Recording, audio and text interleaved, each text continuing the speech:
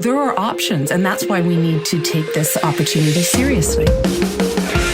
There's no way you can prevent global warming unless China is part of the solution. This is not normal male behavior. This is predatory behavior. We don't know how bad this bug is. We don't know what this bug does. All of that was thrown away in those 8 minutes and 46 seconds, and that's the moment that I became an abolitionist. Extraordinary claims require extraordinary evidence.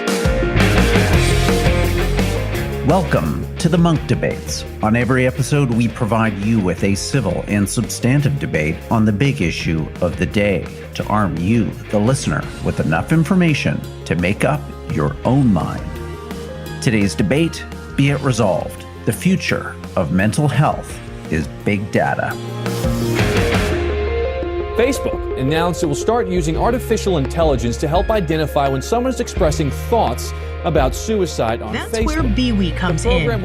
It's a new smartphone app. It collects millions of data points about a patient's behavior, tracking their movements, phone calls, texts. What we have are exciting fronts of AI. There's so many metrics that objectively can help at a real-time basis tap into a person's state of mind. Hello, I'm your moderator, Rudyard Griffiths. Well, those are just a few of the growing number of algorithms tracking our mental health that some experts say could revolutionize the field of psychiatry and bring quicker and more effective diagnoses to millions of people in need of help. Instagram posts, text logs, Google searches, activity trackers will all supposedly usher in a new era for psychology where clinicians will be freed from patients' faulty memories and maybe even more importantly, from their own inevitable human limitations and biases. Critics say the problems with this big data approach go far beyond the obvious privacy issues that could come with outsourcing mental health monitoring to digital oligopolies like Google and Apple. The push for mental health algorithms reflects a reductive view of human emotions, and it has the potential to fatally undermine the traditional human-centered field of psychiatric medicine. Diagnoses based on dialogue between two individuals, grounded in intuition and empathy, will always be better than machine intelligences in terms of drawing out personal histories, explaining trauma, and generating helpful treatments. On this installment of the Munk Debates, we challenge the essence of these arguments by debating the motion, be it resolved, the future of mental health is big data. Arguing for the motion is Daniel Barron, Medical Director of the Interventional Pain Psychiatry Program at Brigham Women's Hospital. He's also on the faculty of Harvard's Medical School and is the author of the recent bestseller, Reading Our Minds, The Rise of Big Data Psychiatry. Arguing against the motion is Gerhard Gründer, Professor of Psychiatry and Head of the Department of Molecular Neuroimaging at the Central Institute of Mental Health in Mannheim, Germany. He's the author of his own acclaimed book, How Do We Want to Live? Daniel, Gerhard, welcome to the Munk Debates. Thank you for having us. It's great to be here. Well, thank you both. This is a really interesting topic that I think challenges us to think through two different key features that have shaped much of our experience collectively and individually of this pandemic, and that is technology and mental health. So the opportunity to kind of explore the intersection of these two kind of important social trends and features in our day-to-day lives is really a privilege and an opportunity indeed. Our resolution is simple to the point today. It's be it resolved, the future of mental health is big data. Daniel, you're arguing in favor of the motion. I'm going to put a couple minutes on the proverbial show clock and turn the program over to you. Thanks, Rudyard. I'm pleased to affirm the resolution because I believe that not only the future, but also the past and present of psychiatry is big data. So to give us some perspective, it's worth noting that for millennia, clinicians like myself and Gerhard have sat with patients, asked them questions, and by carefully observing how and what they say, we've gathered data about what's wrong. In fact, the very first recorded medical texts back in ancient Egypt, the medical papyri, they describe procedures for eliciting and organizing clinical data and then deciding how to act to benefit the patient. This is technically an exercise in big data. The difference between our assessments today and, say, what King Tut's family physician Bentu would have done in 1300 BC is simply technology. Physicians today have better instruments and give or take 3,500 years of medical knowledge at our disposal.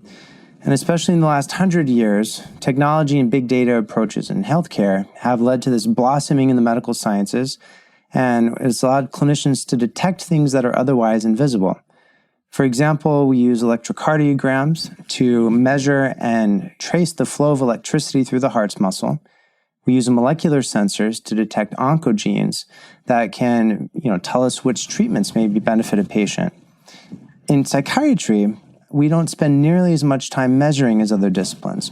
And I'll make no mistake, the problem isn't that I speak with and listen to my patients. Every doctor of every specialty does that. Rather, the only instrument that I use to gather data that I think is clinically relevant is my brain. I don't measure the behaviors I think are important to my treatment of psychiatric disease. And yet, it's likely you have one of the most sophisticated behavioral measurement tools ever designed in your pocket or maybe even in your hand. A technology like the smartphone or wrist-worn smartwatches would allow us to, instead of simply asking a patient how they're sleeping, to measure the duration and quality of that sleep.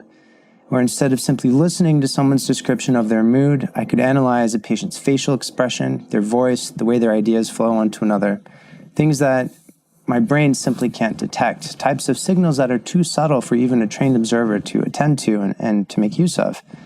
And so the tools that we're going to discuss today are still in the research stage, and without question, there are valid and very reasonable concerns about data security and privacy, concerns which, I should add, apply to any clinical tool that is used today.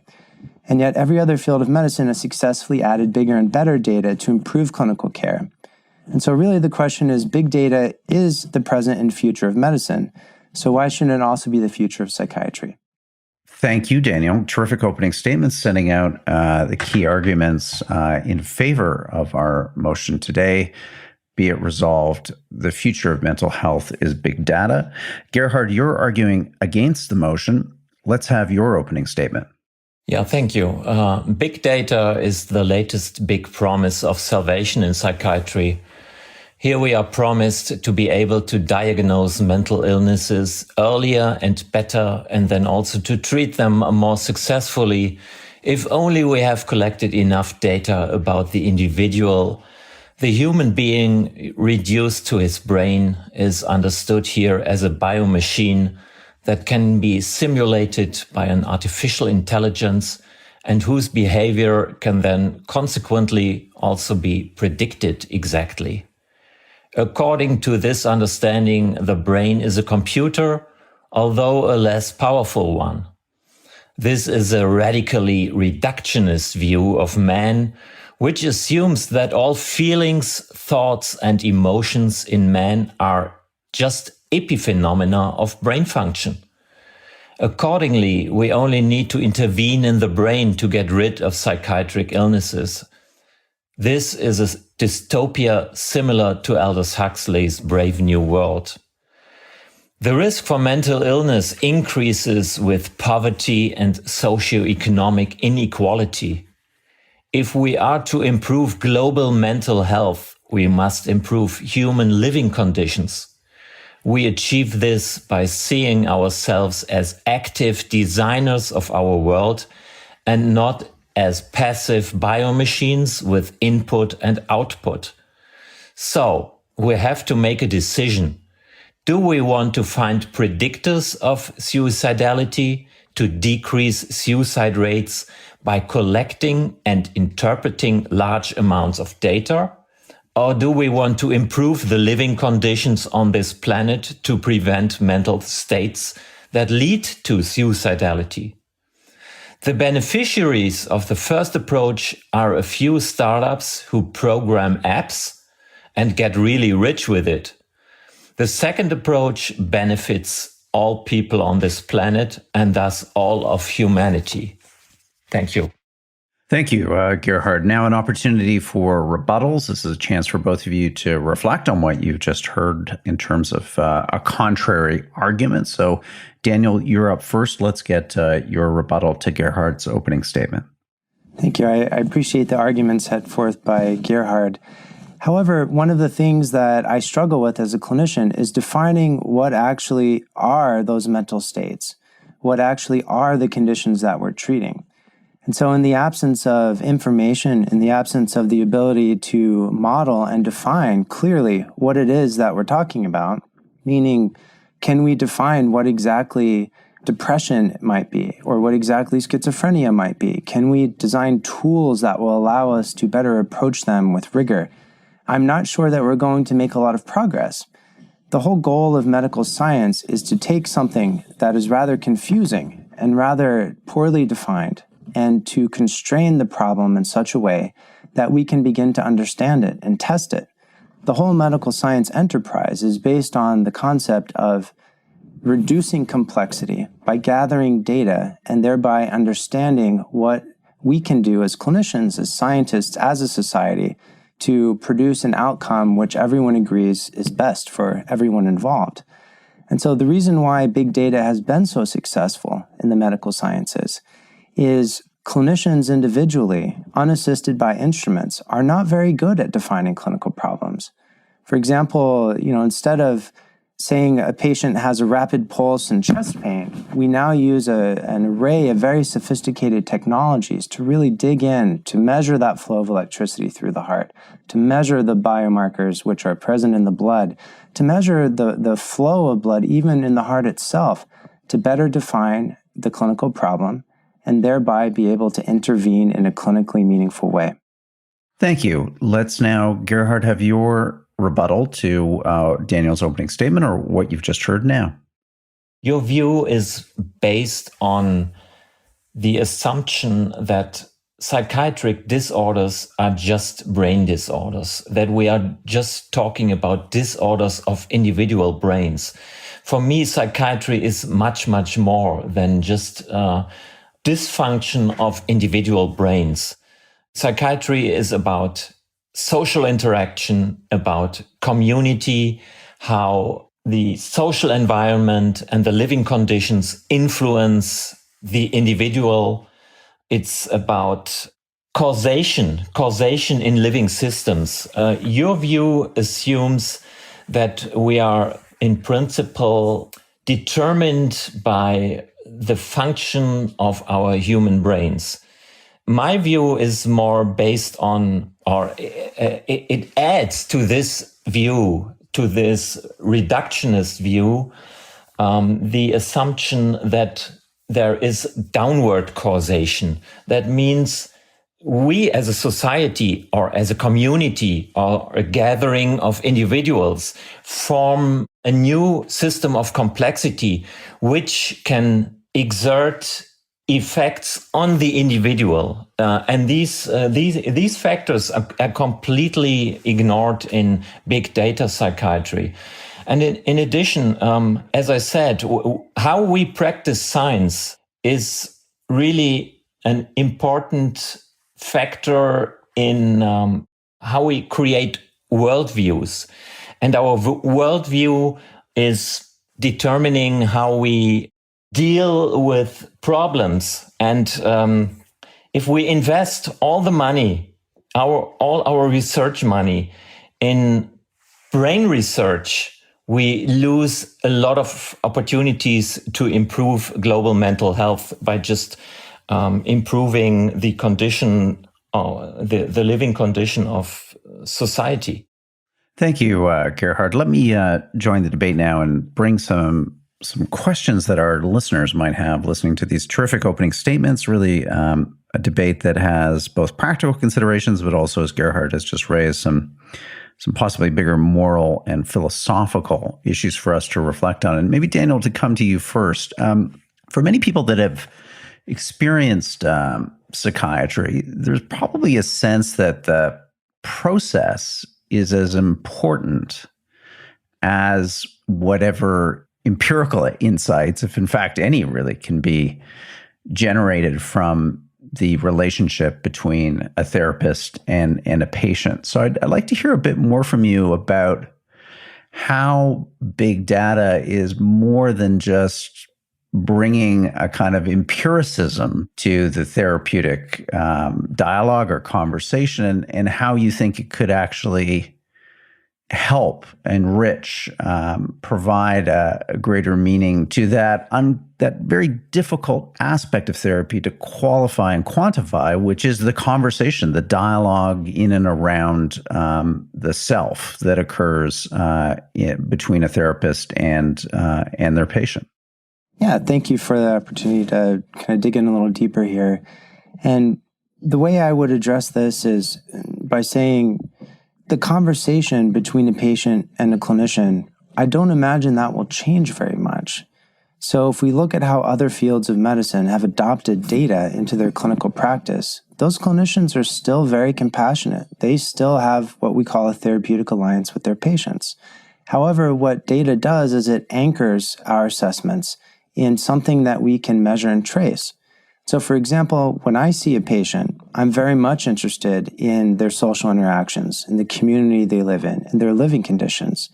And I'm interested also in providing services to help improve those facets of their life.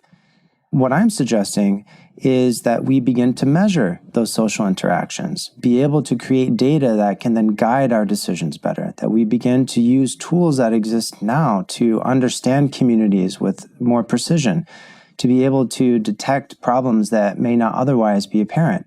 Living conditions can also be measured, digitally even. I mean, smartwatches record ambient noise, like how much noise pollution is there in a person's life, things that have been associated with, sleep conditions, with chronic illness.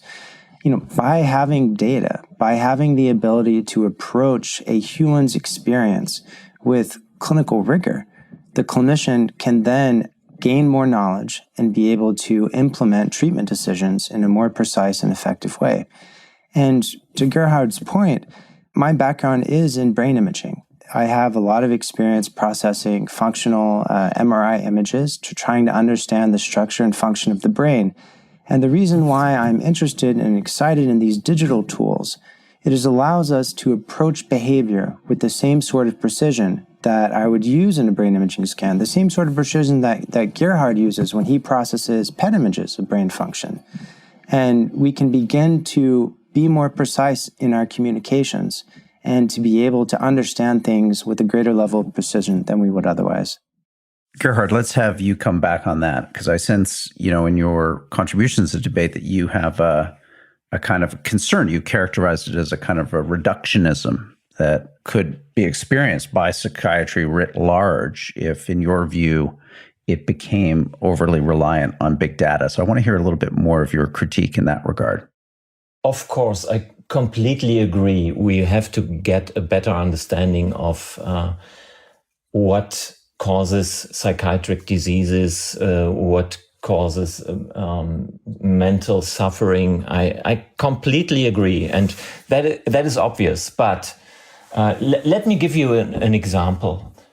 2 years ago, I attended at the ACNP Congress in Florida. I attended a presidential symposium on the opioid crisis in the US.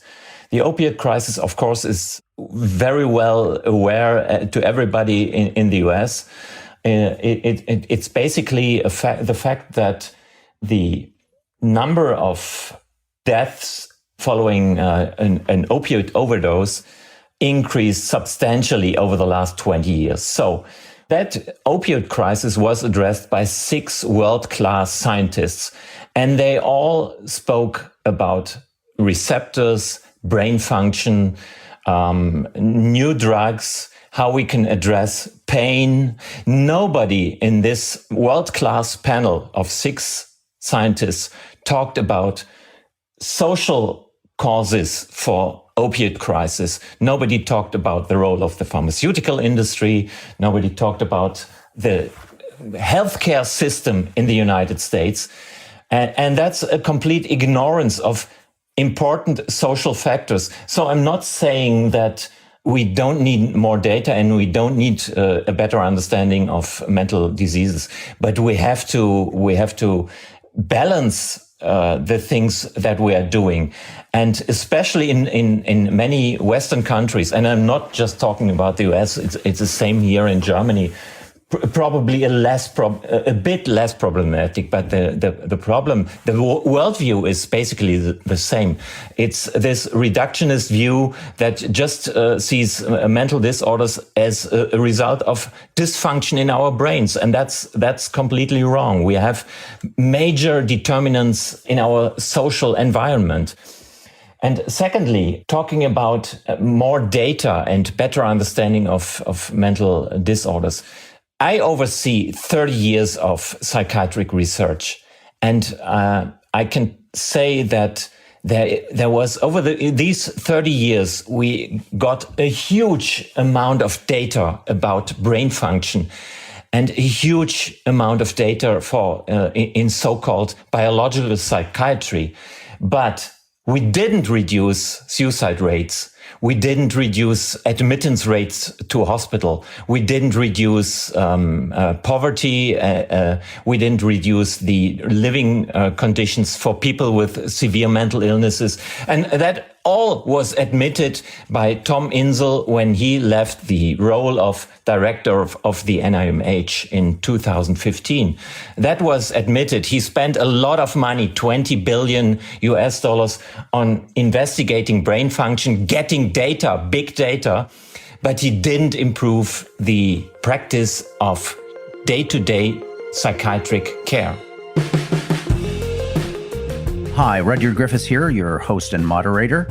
I have a favor to ask you. Please consider becoming a Munk member. Membership is free and you get access to a series of great benefits, including a 10-plus year library of some of our best debates, dialogues, and podcasts. You also get a free monthly newsletter featuring the debates that we're watching around the world. And you get a specially curated Friday weekly Munk members only podcast that focuses on the big international events and trends shaping our world. All of that, again, free at www.monkdebates.com. I hope you'll consider joining and becoming part of our community. Now, back to our program.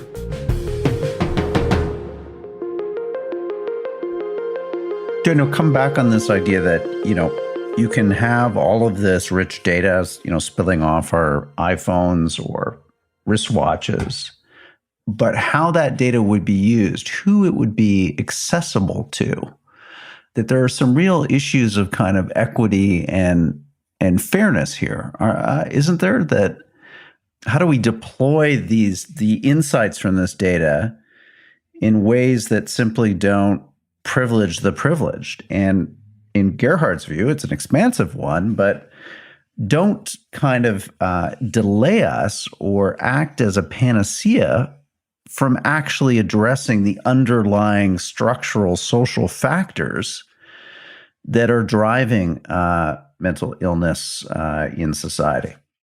I think those are excellent questions. And things like social interactions, meaning how someone expresses themselves online, activity like movement based on GPS location, based on where someone's going, how active they are, things like living conditions or even the community. Those are more of the social aspects of big data, right? So those are the types of data that can be gathered to describe more of the psychosocial part within the larger biopsychosocial model of medicine. And so the question is, would this data be useful? And I think that Gerhard and I completely agree that those data about the social side and the psychological side of a patient's well-being are very much relevant. However, until we develop tools to measure and then trace what it is we think is relevant, they won't be precisely addressed, because there isn't a way to precisely address that. It wouldn't be a tractable problem unless you can begin to measure things.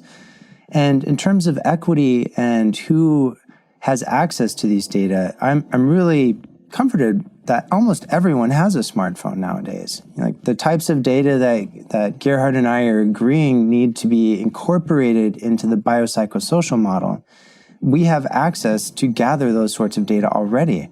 And in fact, these data are already being gathered by many large tech companies who have access to see how someone communicates within their social group or larger community, to understand what someone's living conditions are. And whereas right now, these data are being used to market as products, what I'm suggesting is that if these things may be relevant to a clinician, that's a testable question. Would it be relevant and would it improve outcomes? And for whom? And so the question of equity is, can we define models of care? Can we define ways of approaching these data in a rigorous and clinically useful way that can benefit all patients and help us develop more carefully crafted treatments, which can then be deployed in a more effective and more equitable manner? Thank you, Daniel. So come back on that, Gerhard. I mean, what Daniel's saying here is that, let's be practical. Let's understand the power of these tools, the fact that they are, at least in advanced societies like Germany, Canada, the United States, relatively ubiquitous and widely held, and that they can actually be an effective means to dig into these larger kind of, sociopathologies that are the result of the issues that you care about, whether that's, poverty, environmental degradation, these larger structural features that, I think Daniel readily concedes are critical to both understanding and addressing mental illness in society today. An app that traces my behavior would be helpful to, for example, detect when I have a relapse into depression or into mania. And that can be probably, I'm not sure about it, but probably in the future, those apps can trace or they can prevent relapse or detect relapses early, and then one could intervene. But my approach is more who benefits from such an app. It would be the developer of the app. I'm not sure about it. My approach is more, let's prevent that the patient gets suicidal. And so prevention is a much more powerful tool than detection of early relapse or suicidality. So we shouldn't try to reduce suicide rates by gathering big data. We should try to reduce suicide rates by getting to the roots of suicidality. And that's in part, at least, the social environment of people.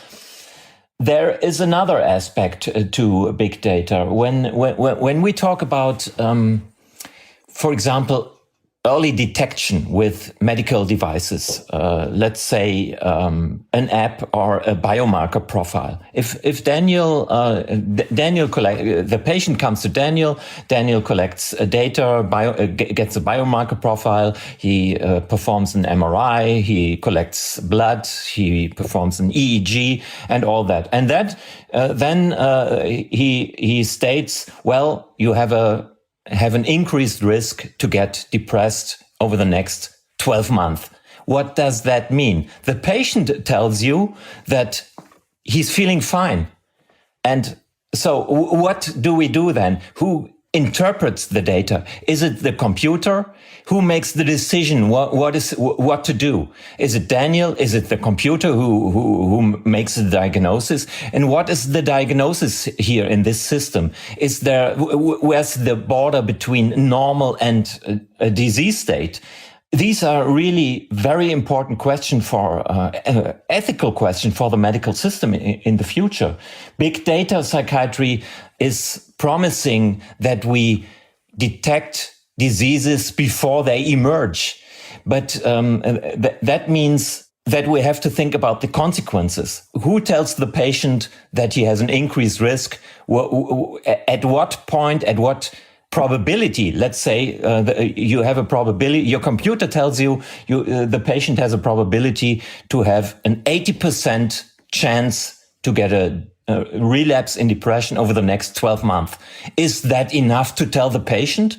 You might have a negative influence on his further outcome over the next 12 months. At what cutoff will you tell the patient? 80%, 90%? What's the probability at which you make the decision to intervene here? Is it 99%? 99% probability would mean that you are acting or that you are interacting with a completely deterministic biomachine. That's all very important ethical questions of big data psychiatry. Dan, I want you to address the issue of how this data, because it goes part to what Gerhard has just talked about, how this data is used and who it is used by.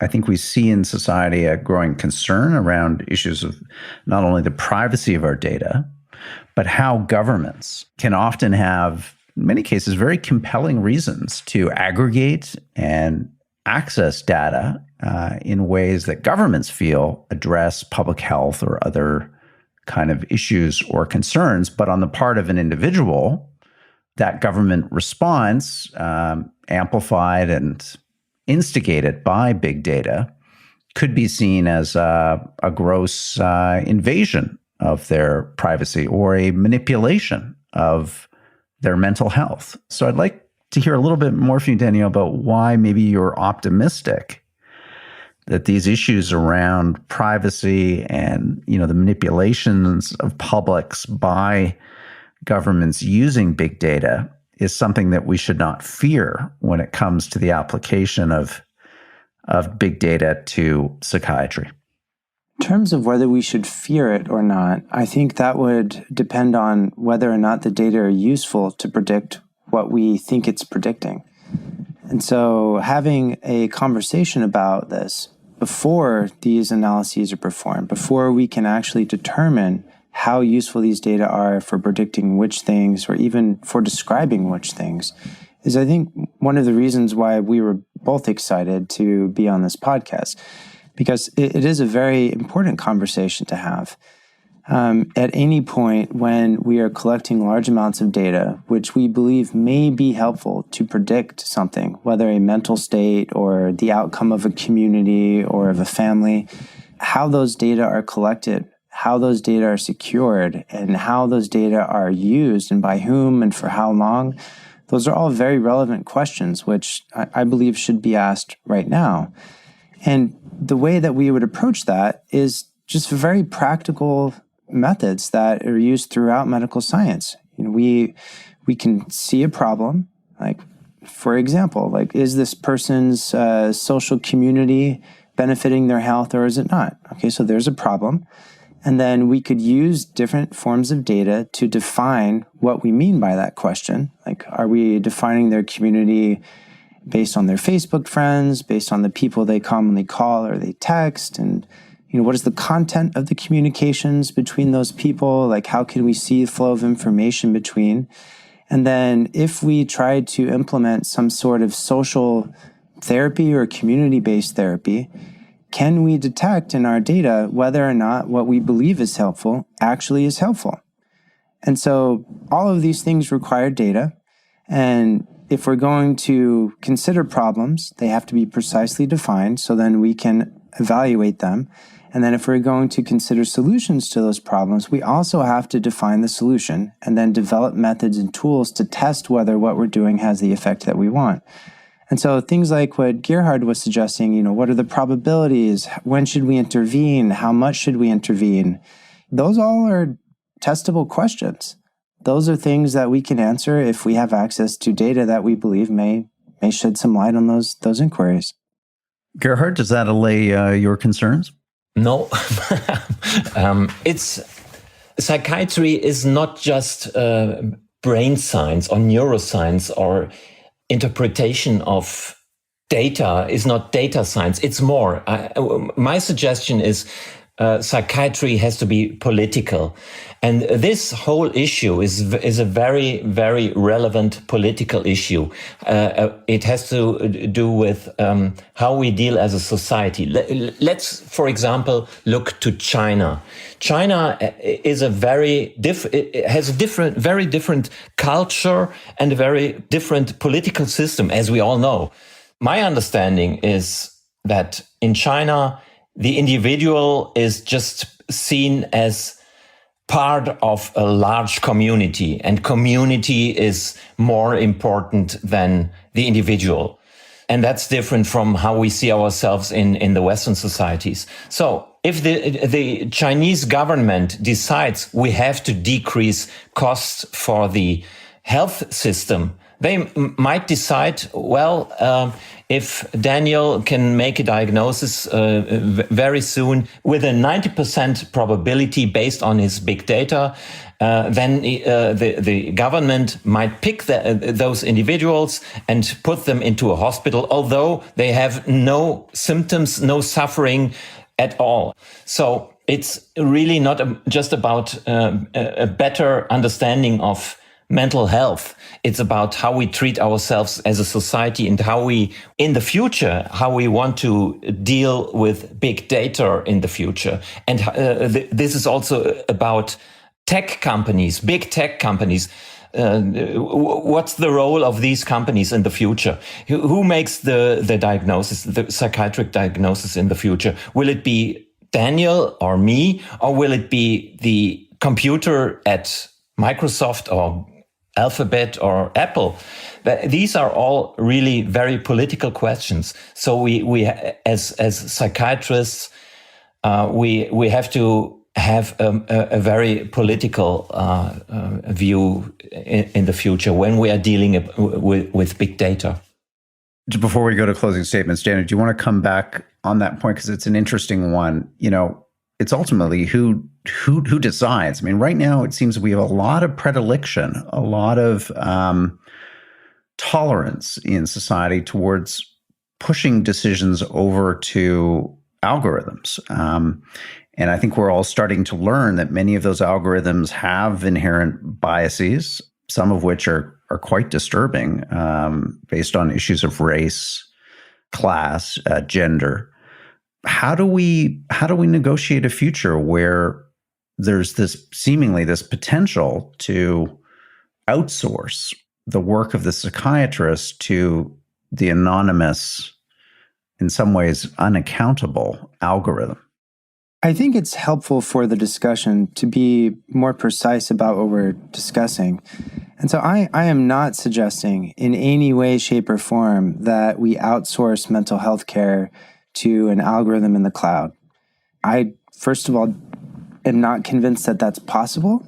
I'm also absolutely convinced that it's not possible right now. And so what I'm suggesting is, I think, much more scaled back than this idea that artificial intelligence or algorithms will replace psychiatrists. The only thing that I am suggesting is a very practical idea that I gather data that I think will be useful in my clinical decisions.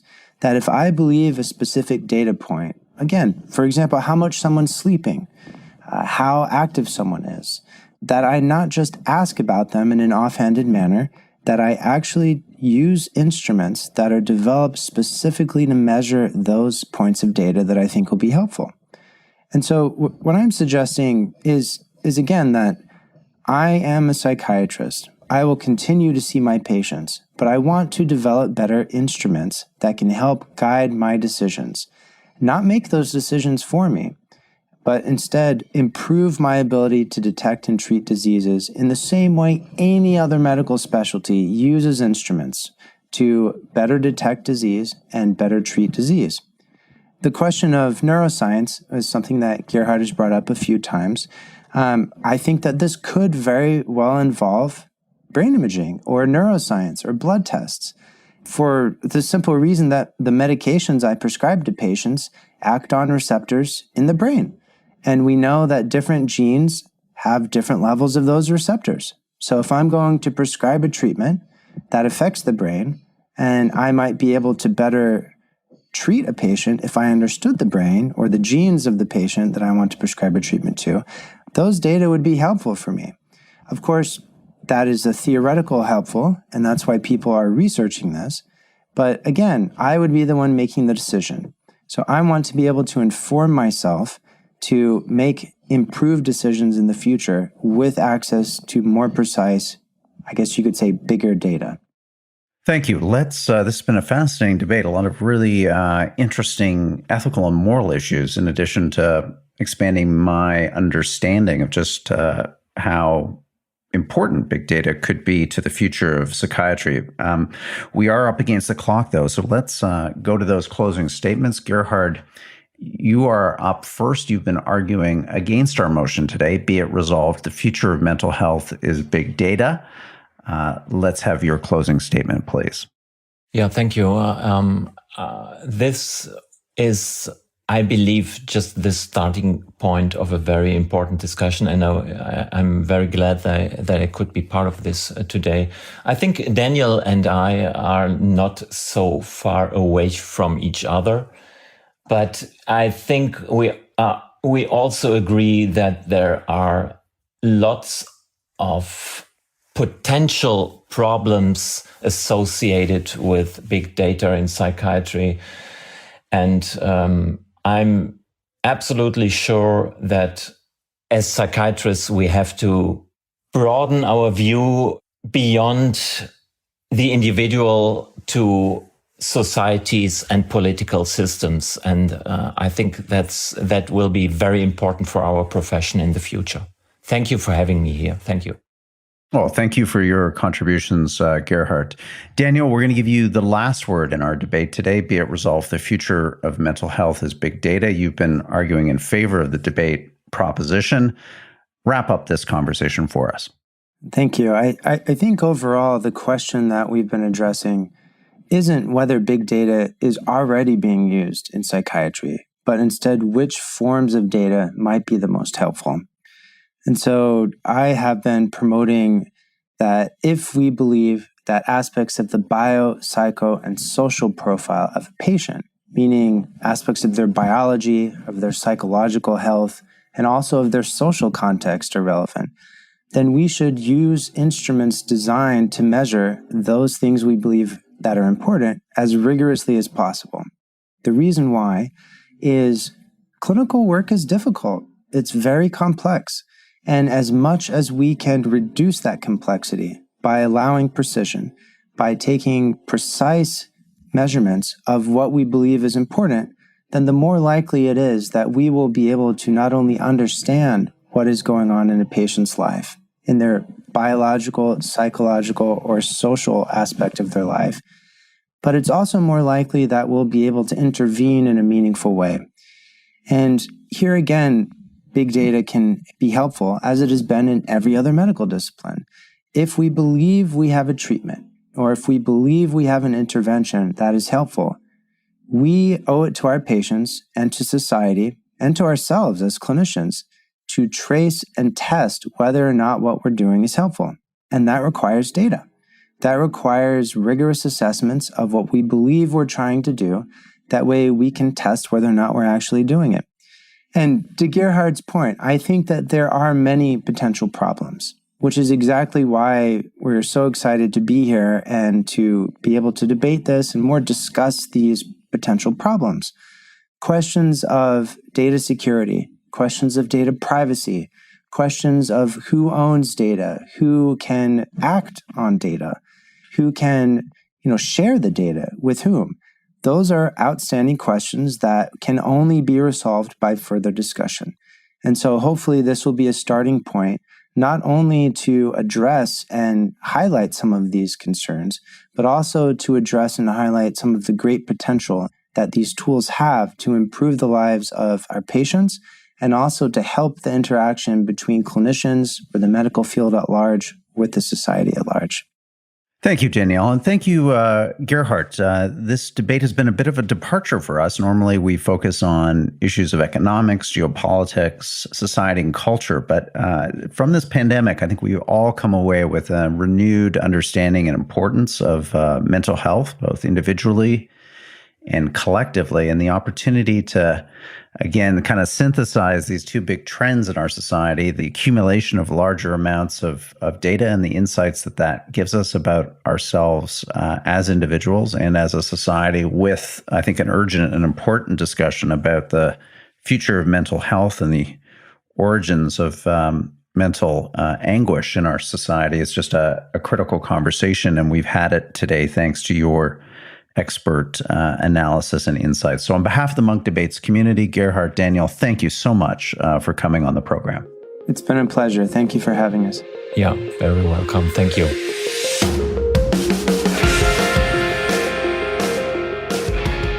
Well, that wraps up today's debate. I want to thank our participants, Daniel and Gerhard. They certainly gave us a lot to think about. If you have some feedback, reflections, any personal experiences that you want to share in the context of today's debate, please send us an email to podcast@munkdebates.com. That's MUNK, debates with an S.com.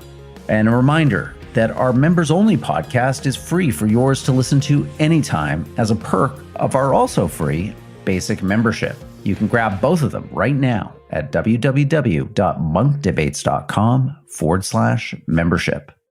To listen to more debates on everything from climate change to religion to geopolitics to the future of human progress, visit our website, www.munkdebates.com. You can also find videos of debates, our acclaimed Munk Dialogue series, and so much more.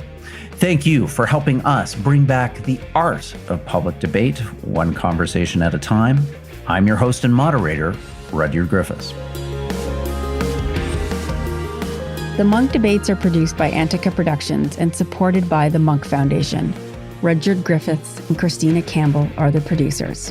Api Raheja is the associate producer. The Munk Debate podcast is mixed by Kieran Lynch. The president of Antica Productions is Stuart Cox. Be sure to download and subscribe wherever you get your podcasts. And if you like us, feel free to give us a 5-star rating. Thank you again for listening.